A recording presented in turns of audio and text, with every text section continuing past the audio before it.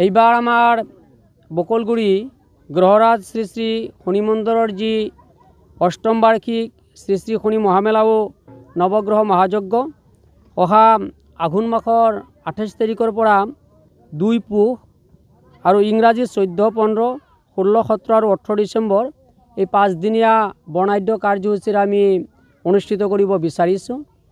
তো প্ৰতি বছৰে খুব ধুমধামেৰে আমাৰ ইয়াতে নৱগ্ৰহ মহাযজ্ঞ আৰু শনি মহামেলা অনুষ্ঠিত হৈ আহিছে। তো এইবাৰো আমি অলপ ব্যতিক্ৰম হিচাপত কৰিব বিচাৰিছোঁ। আমি এইবাৰৰ মহামেলাৰ বিশেষ আকৰ্ষণ হিচাপে ৰাখিছোঁ অসমৰ এজন প্ৰখ্যাত যোগাচাৰ্য মাননীয় যোগাচাৰ্য শুভাশিষ মহোদয়ে ইয়াতে এদিনীয়া কাৰ্যসূচীৰে বিনামূলীয়া যোগ প্ৰশিক্ষণ শিবিৰ অনুষ্ঠিত আমি কৰিম, তেখেতক মাতিছোঁ। আৰু আমাৰ অসমৰ দৰং জিলাৰ মানে পাঠিকা জনপ্ৰিয় নাগাৰা নামৰ পাঠিকা প্ৰিয়ংকা শইকীয়াই ইয়াতে নাগাৰা নাম পৰিৱেশন কৰিব। আৰু আমাৰ সুদূৰ পশ্চিমবংগৰ পৰা শিখা পাল আৰু অসমৰ মায়াঙৰ পৰা মাননীয় জগদীশ সৰকাৰ বাউল, এই দুইজনে 2 দিন ইয়াতে বাউল সংগীত পৰিৱেশন কৰিব।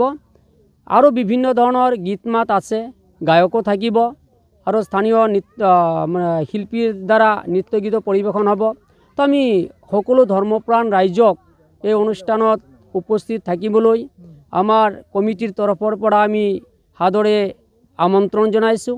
আশা কৰিছোঁ শনি মহাৰাজৰ কৃপাত সকলোৰে মংগল হ'ব আৰু সকলোৱে সকলো ধৰণৰ সহায় সহযোগিতা কামনা কৰিব। আৰু আমাৰ এই অনুষ্ঠানত বিশিষ্ট ব্যক্তিসকলক আমন্ত্ৰণ জনাইছোঁ।